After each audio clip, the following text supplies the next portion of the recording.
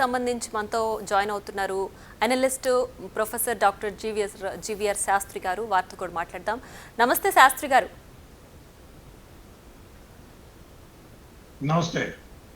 నమస్తే అండి. అయితే చూస్తున్నారు కదా, ఇప్పుడు ప్రధాని మోడీ చాలా కఠినతరంగా ఆయన వ్యాఖ్యలు చేశారు. ఈసారి పాకిస్తాన్ నుంచి ఏదొచ్చినా సరే చర్చించే ఛాన్సే లేదు, ఖచ్చితంగా రివర్స్ అటాకే ఉంటుంది అని చెప్పి. సో పాకిస్తాన్ ఇప్పుడు తన దగ్గర ఉన్న సామర్థ్యానికి, తన దగ్గర ఉన్న బలానికి ఇంకా ఎంత దూరం హామ్ చేసే అవకాశం ఉంది మా భారత్ పైన? ఐ థింక్ మనం స్ట్రాటజిక్ అఫైర్స్లో అర్థం చేసుకోవాల్సింది ఏంటంటే, భారతదేశ ప్రజలకి పాకిస్తాన్ని అడ్రస్ చేస్తున్నాం అంటే పాకిస్తాన్ ఒక్కటే కాదు, చైనా కూడా. పాకిస్తాన్ ఎప్పుడు ఒక్కటి కాదు. నిన్న యుద్ధం చేసిన దాంట్లో కూడా మీకు తెలియదు ఏంటంటే, జింగ్జాంగ్ అనే ఒక స్టేట్ ఉంటుంది. అది ఆల్మోస్ట్ కారకురం హైవేలో ఉంది. అది వాళ్ళకి సీప్యాక్ కట్టుకున్నారు. నిన్న 26,000 మంది చైనా, అంటే 12,000 మంది ఎయిర్ ఫోర్స్ వాళ్ళు, 14,000 మంది నేవీ వాళ్ళు కలిసి నిన్న పాకిస్తాన్లో ఉన్నారు వాళ్ళందరూ. మీకు పాకిస్తాన్ ఫైటర్ ఫ్లైట్స్ ఎన్నైతే వచ్చాయో అన్నీ కూడా పాకిస్తాన్ పైలట్స్ ఎవ్వరు లేరు, అందరూ చైనా వాళ్ళే. హలో, చెప్పండి శాస్త్రి గారు. అందరూ చైనా వాళ్ళే. సో మీకు అర్థం చేసుకోవాల్సింది ఏంటంటే, కాంప్రహెన్సివ్ స్ట్రాటజీ, అక్షయ్ చిన్, గిల్గిట్ బలిస్తాన్, పాక్ ఆక్యుపైడ్ కాశ్మీర్, మూడింటికి comprehensive. It is an extension of Pakistan, is an extension of China. మనం ఎప్పుడు చైనాని అడ్రస్ చేస్తే మనం ఏది సాధించలేం. పాకిస్తాన్ అడ్రస్ చేస్తే వాళ్ళు 26,000 మందిని వాళ్ళ ఉరికి అనే ఇస్లామాబాద్ నుంచి ఉరికికి 4 రోజుల పాటు వాళ్ళ ఆర్మీ చీఫ్ వెళ్ళి అక్కడ చైనా ఆర్మీ వాళ్ళతో కూర్చుని, టర్కిష్ ఆర్మీ వాళ్ళతో కూర్చుని మొత్తం అంతా ప్లాన్ చేసి, వాళ్ళు స్కడ్డు అనే ఒక ఎయిర్పోర్ట్ని దాన్ని ఇచ్చేసి రీవ్యాంప్ చేసుకుని రాత్రి అది చైనీస్ వాళ్ళు చేసి, వాళ్ళు J-10 అండ్ J-17 ఫ్లైట్స్ తెచ్చుకుని, 220 ఫ్లైట్ తెచ్చుకుని వాళ్ళ పైలట్లతోనే వాళ్ళు యుద్ధం చేశారు. ఇది అసలు విషయం. వాళ్ళ పైలట్లేవి. అంతే తప్పేదో మనం పాకిస్తాన్ అసలు వారికి కనుక దేనికి పనికిరాదు, పోలీస్ కానిస్టేబుల్ పనికిరారు వాళ్ళు. సో ఇండైరెక్ట్ గా మనం పాకిస్తాన్ తో కాదు, చైనాతోనే మనం వార్కి దిగాము. మనకి చైనా ఎప్పుడు వాళ్ళకి ఏంటమ్మా, వాళ్ళ స్ట్రాటజీ అది. ఆ స్ట్రాటజీ ఎందుకంటే, గిల్గిట్ బలిస్తాన్ కనుక ఇప్పుడు పాక్ ఆక్యుపైడ్ కాశ్మీర్లో మనం గిల్గిట్ బలిస్తాన్ మనం తీసుకుంటే వాళ్ళకి సిపిఐ పెద్ద థ్రెడ్ అవుతుంది వాళ్ళకి. ఎందుకంటే మనకి అండమాన్ నికోబార్ దగ్గర, నికోబార్ నుంచి మన SEZ నుంచి వాళ్ళకి మలాకా స్ట్రైట్ నుంచే వెళ్తాయి 95% ఇంపోర్ట్. వాళ్ళకి జీవనాధారం అది చైనా వాళ్ళకి. వాళ్ళకి ఆల్టర్నేటివ్గా ఎంతో కష్టపడి ఇది కట్టుకున్నారు. కానీ అదేంటంటే మన భాగంలోనే ఉంది. వాళ్ళు అక్షయ్ చిన్ కబ్జా చేశారు 1962లో. అలాగే దీన్ని కూడా కబ్జా చేశాం కదా, అది అయిపోయింది అనుకుంటున్నారు. అలా కాకుండా ఉత్తరోత్తర ఇండియా రాకుండా చేయాలంటే ఇప్పుడు మనకున్న కాశ్మీర్ని కూడా తీసేసుకుంటే ఇంతటితో ఈ సమాప్తం అవుతుందని చైనా చేసే పన్నాగం చైనాది. ఇది మనం చైనానే అడ్రస్ చేయాలి. మనం చైనాని అడ్రస్ చేస్తే అది పాకిస్తాన్ అడ్రస్ చేయక్కర్లేదు.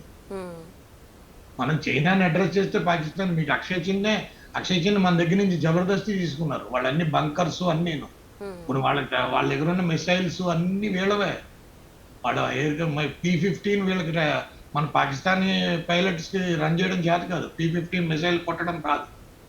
అది P-10, P-17 ఫ్లైట్స్ వాళ్ళవే. ఎవరి చైనా వాళ్ళు.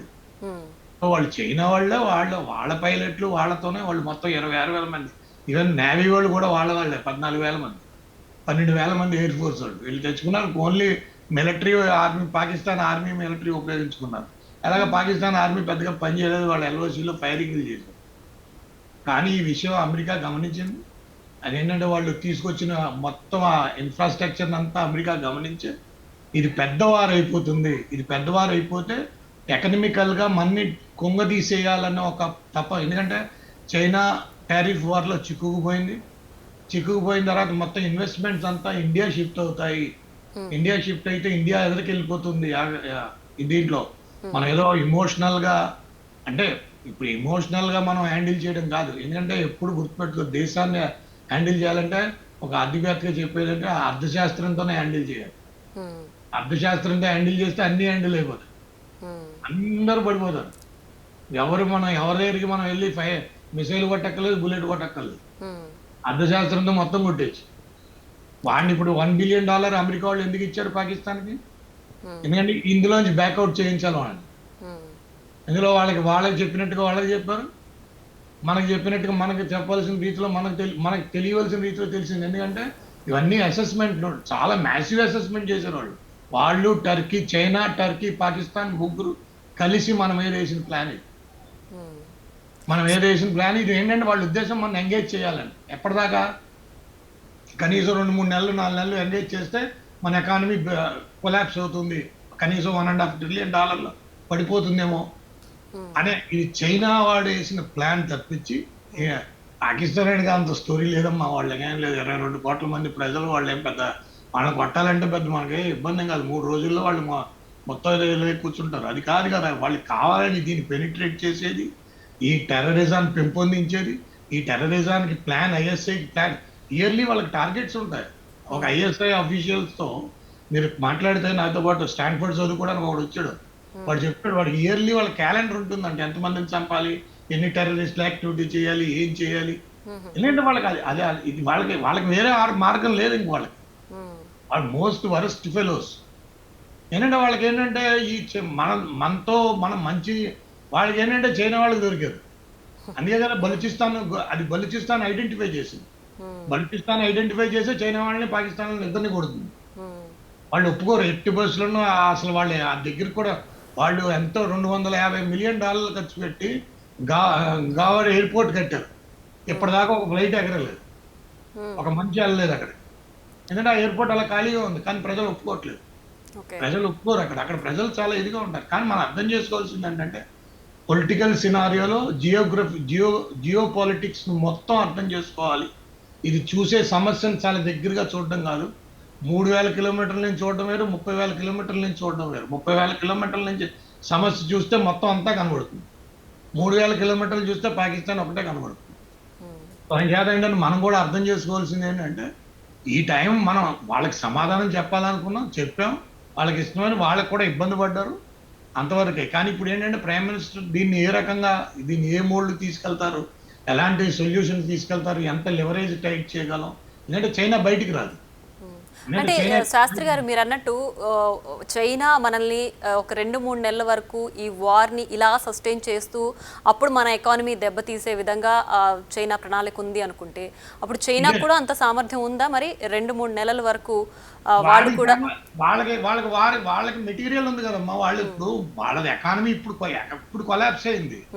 ఇప్పుడు ఎకానమీ అంటే ప్రజెంట్ సినారియోలో ఎకనామిక్ కొలాప్స్ అంటే జీడిపి గ్రోత్ డౌన్ అయిపోతుంది. ఎందుకంటే వాళ్ళ ఎక్స్పోర్ట్స్ లేవు, వాళ్ళ ఎక్స్పోర్ట్స్ అవ్వట్లేదు, వాళ్ళ స్టాక్స్ అన్ని పైలప్ అయిపోయినాయి, వాళ్ళకి మనీ రావట్లేదు, వాళ్ళకి ఇండస్ట్రీ అంతా డౌన్గా ఉంది.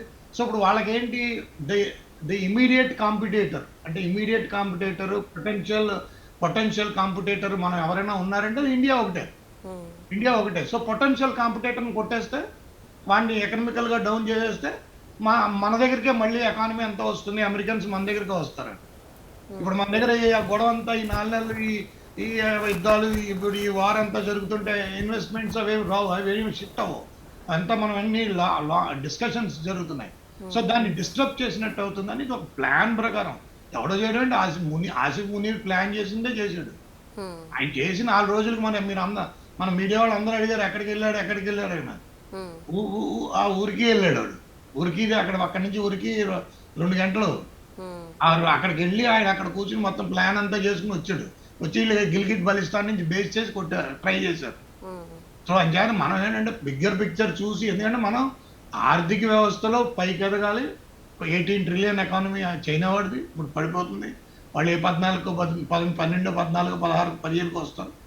మనం $8 ట్రిలియన్ వెళ్తున్నాం. ఆల్మోస్ట్ 50% అబోవ్ ది ఎకానమీకి మనం వస్తున్నాం.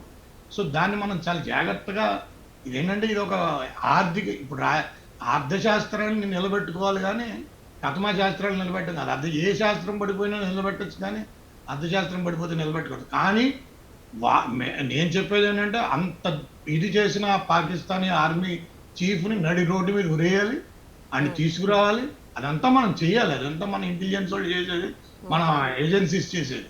వాళ్ళందరూ చేయగలరు, అంత సామర్థ్యం మన ఇండియన్ ఆర్మీకి ఎంతో కెపాసిటీ ఉంది.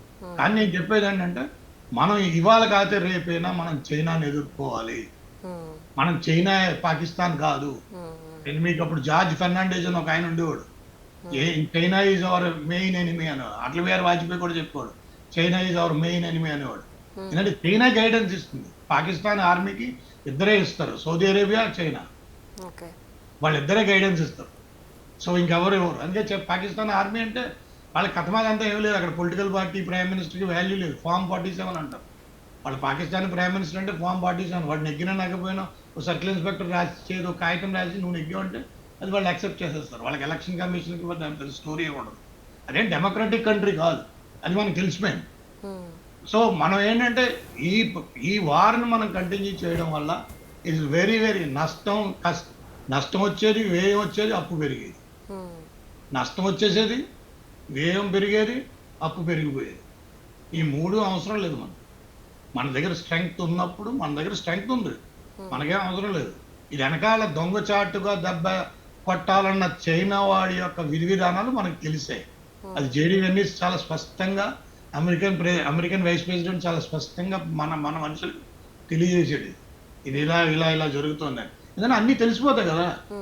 మొత్తం వాళ్ళు ఏంటంటే ఎన్ని ప్లేన్స్, 220 ప్లేన్స్ స్టడ్యూల్లో దిగడం కరెక్ట్గా 3 రోజుల ముందు, J-10, J-17, సో మిసైళ్లతో దిగడం, అదంతా వాళ్ళు చాలా ప్లాన్డ్గా చేశారు. అందుకే వాళ్ళకి చూడు, వాళ్ళ టార్గెట్లు కూడా వైష్ణోదేవి లేదా అమృత్సర్ దేవాలయం, ఇదంతా పాకిస్తాన్ చైనా ఇద్దరు కలిసి చేసిన ప్లాన్ టు ఎంగేజ్. అంటే మనని కనీసం 2-3 నెలల పాటు 4 నెలల పాటు ఎంగేజ్ చేసేసి ఎకానమీని తీసుకురావాలన్న ఒక దురుద్దేశంతో చేసిన పని. చాలా తెలివిగా ప్రైమ్ మినిస్టర్ మోడీ గారు, నన్ను అడిగితే ఆయన అప్రిషియేట్ చేయాలి, ఆయన ప్రైమ్ మినిస్టర్ మోడీని అప్రిషియేట్ చేయాలి. ఈ knows when to do what to do.